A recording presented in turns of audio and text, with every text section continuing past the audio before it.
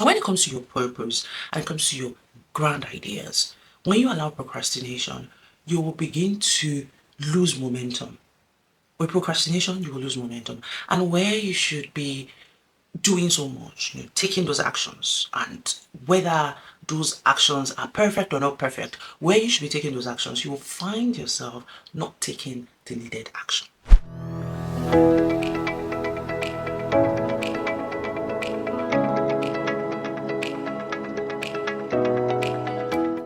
Protect your purpose. Protect your vision. Protect your ideas. Protect your future. When you plant a seed, expect that there will be weeds. And what do you do with that? You make sure that your seeds grow in a healthy, wealthy, and more abundant environment. And that even though there are weeds, that your seed is still protected and is still able to grow through it. And what are these weeds when it comes to you, your life, your career? Have you ever seen a situation where you have a very brilliant idea and you begin to share those ideas with the people around you? And sometimes you manifest such positivity and you say, you know what, I'm going to do it because I can. And then you start having those conversations. And before you know it, a time is going to come where, or a time comes where you don't talk of those ideas as much as you used to do. And it can be that life is happening. Okay, probably the resources you need are not readily available, or those resources have been channeled elsewhere for basic survival. Have you also not seen the situation where you have that brilliant idea and you were talking about that idea to people who care, and at a point in time, you notice that you stop talking about those ideas because somewhere down the line, someone had breathed pessimism and someone has said something that made you rethink your conviction about that particular idea. That is why I'm making this video to talk to you about the weeds you should be careful about when you have your brilliant ideas. Number one is your procrastination, saying I'll do it tomorrow, and I'll do it tomorrow, and I'll do it tomorrow, and tomorrow never comes. And we could argue that maybe that task is not of high priority. That's why you're procrastinating it. But sometimes those tiny little tasks that you procrastinate can have a huge hurtful impact on your reputation if you allow it to continue. And when it comes to your purpose and comes to your grand ideas, when you allow procrastination, you will begin to lose momentum. With procrastination, you will lose momentum. And where you should be doing so much, taking those actions, and whether those actions are perfect or not perfect, where you should be taking those actions, you will find yourself not taking the needed action. I want you to be careful to make sure that you are not investing in distraction. Because some people, where they are headed is from point A to maybe D. You will see them, they will move from A, they will go quickly to U, and they will have a lot of diversion. They will start investing in things that have no meaningful value compared to their ultimate goal and purpose. So I don't want you to invest in distractions, especially distractions that look like, oh, we need this thing for the purpose of this project that I'm working on. But you don't necessarily need it in the moment to get started on that project. And sometimes distraction is a delay tactic for you not to do what you need to do. So at every point in time, keep checking that you're doing the right thing for yourself. Now, I want you to assess your environment because your environment can be a huge idea killer and can be a huge purpose killer. Check your environment. I want you to assess and reassess it. Your environment is like a covering, and between your potential and the upside, the cap of your environment, there should be a margin. At least, if you see yourself becoming so much more, your environment should be able to accommodate that dream, should be able to accommodate you and your potential to become so much more. Now, you cannot grow beyond what your environment allows for. That is, and the reason is simple, the science is simple. Your environment caps your thinking. So if you're in an environment and you can't see outside of the environment, it caps your thinking. Have you not seen those videos where there are some little kids where they then ask them, what do you want to become in life?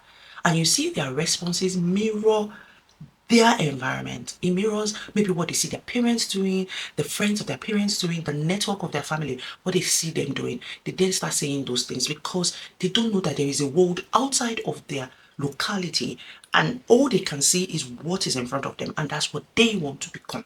And if work is not done on them, if they are not intentionally taken out of that environment to see, now they don't necessarily need to go and live outside of the environment, but if they don't take them out of the environment to see what is possible for them, then their ability to dream is capped.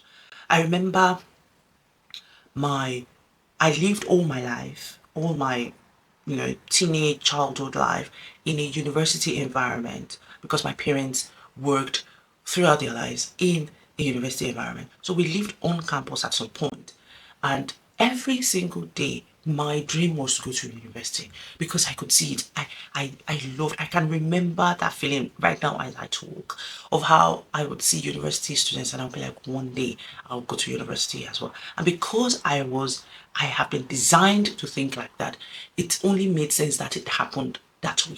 So check your environment to make sure that it is feeding your bright ideas. Now, I want you to check the energy around you, because if you have limiting energy around you, people don't necessarily need to talk. They just need to give the vibes of, we are not made to be rich. We don't see being rich as important, or we think those people who make money are bad people. If that is the energy your environment gives off, the people around you give off, it will be quite difficult for you to break into wealth, because you already think that it is bad, and as such you will not think about having it, and you will not think about focusing and being in alignment with the activities that will make you wealthy. So you need to reassess the energy around you. Okay, I need you to assess and also reassess how comfortable you are when there is no evidence of the fact that you're making progress, especially when it looks like you're stagnant. Like, it is very clear that you should have progressed. It is very clear that you have more things you're capable of, and you know it. But for some weird reason, you are not just taking action. So if you feel comfortable being in the same place year in, year out, I think you need to check that, because it is a weed. Because the more comfortable you are, then the less the reasons for you to pursue the greatness that you've been made to pursue. Now, I need you to think about assessing your threshold for pain. Because if you really want to become so much more, you need to think about how much pain you're willing to bear. You would have to roll up your sleeves and really work hard at your dreams.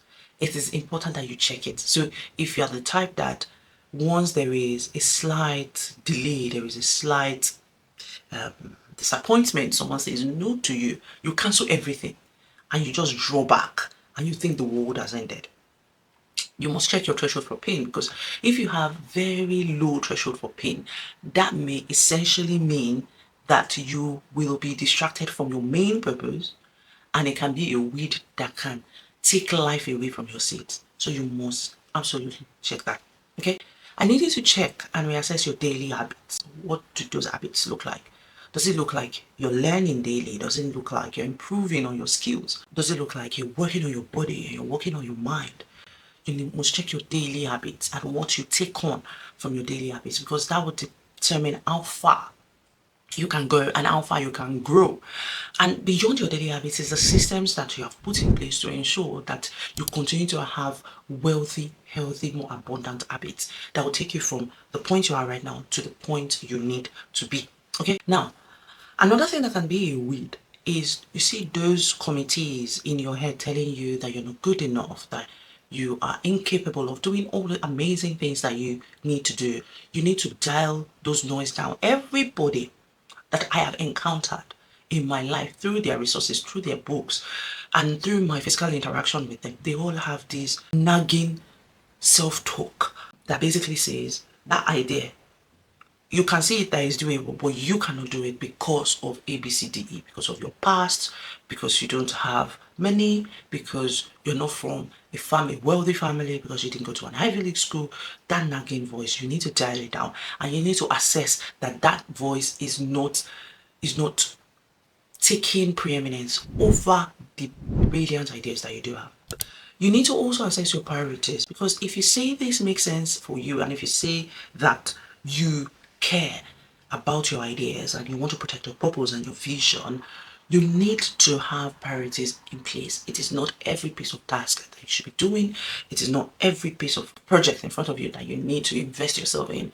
You must get your priorities right. Okay, pursue the right things at the right time. That will help you. And the last thing I'm going to say to you is make sure that you get your relationship with time, you get it right. Because if you don't know how to utilize your time, you don't know the value of your time, then you will waste it instead of investing it in your ideas and using it to protect your vision and your purpose. So you must get that relationship with time, you must get it right. You must invest your time wisely, and because it is the only resource that you cannot replenish. So you must think about that quite in a logical way, because your time is so valuable and it is more valuable than money. And so you must protect that time with everything that you've got so that you can use it as an input into delivering those bright ideas that you've got for your life, for your career, and probably for the people around you.